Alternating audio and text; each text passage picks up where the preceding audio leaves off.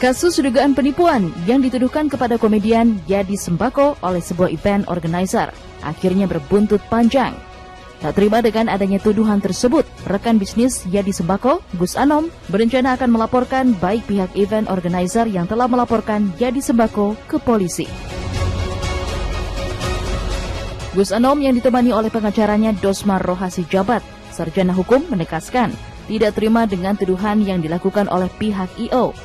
Oleh karena itu, ia akan melaporkan sang pemilik event organizer tersebut dengan dugaan pencemaran nama baik. Ini sebenarnya kita bukannya mau dan tidak mau membereskan, tapi masalahnya sudah genderang sudah dimulai.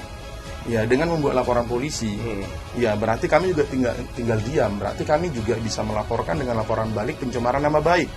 Ya, kenapa? Karena menyatakan sebagai penipu. Kata penipu ini, jangankan ini, beliau aja kepikiran datang ke kantor kita dengan posisi sudah terpuruk.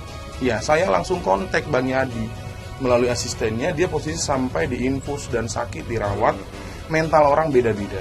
Kenapa? Karena ya beliau mungkin ya sebagai tulang punggung keluarga, tapi dengan pernyataan itu, dengan kondisi di media yang terkabar, jadi beliau jadi bagaimana untuk mencarinya, untuk pemberesannya.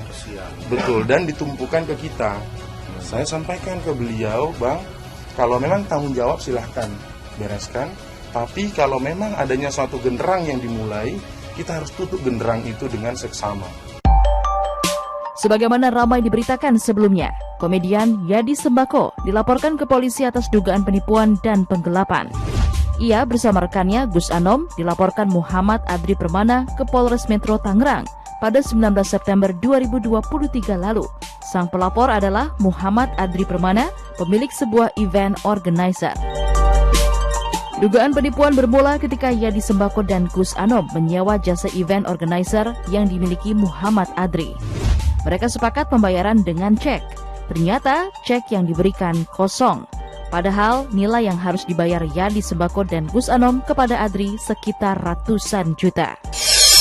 Ya, kemarin kan sudah sempat dijelaskan waktu pertama kita, atau tidak hanya saya bicara kita tuh, tidak hanya saya, dijanjikan memang H-1 semua pelunasan. H-1 acara tanggal 26, berarti acara tanggal 25 mereka harus melakukan pembayaran pelunasan. Tapi pada nyatanya kami diberikan cek, saya sebagai vendor diberikan cek, teman-teman yang lain juga ternyata belum diberikan. Nah, saya sudah periksa di tanggal 28 Agustus, Senin itu ternyata ceknya kosong. Tak cuma sang I.O. yang melaporkan Yadi Sembako ke polisi. Artis bintang Pantura 3, Agis Pletok, juga ikut melaporkan Yadi Sembako dan partnernya Gus Anom ke polisi. Menurut Agis dan pengacaranya, seharusnya Yadi Sembako dan Gus Anom menyelesaikan pembayaran manggung sebesar 250 juta rupiah. Namun ia hanya menerima cek kosong. Sedangkan jaminan mobil Mercy yang diberikan ternyata tidak layak karena mobil itu tidak memiliki BPKB dan surat-suratnya mati. Saya sempat menghubungi untuk minta pelunasan secara kekeluargaan kepada GA, tapi GA bilang sudah diatur semua oleh YS gitu. Ternyata YS bilang tidak ada gitu sama sekali. Jadi iya, PHP banget ya, dipingpong ke sana ke sini gitu. Jadi intinya sih kalau setelah tadi dijelaskan oleh kuasa hukum saya, kita sih berharap tidak ada korban selanjutnya dimanapun berada, dan jika ada korban di sana berani speak up. Untuk saya nggak nyebut nama, cuman sebuah gelar Gus itu adalah gelar yang terhormat di masyarakat. Jadi tolong jangan pernah zolim sama orang ya Bang ya. Saya sedih gitu loh Bang.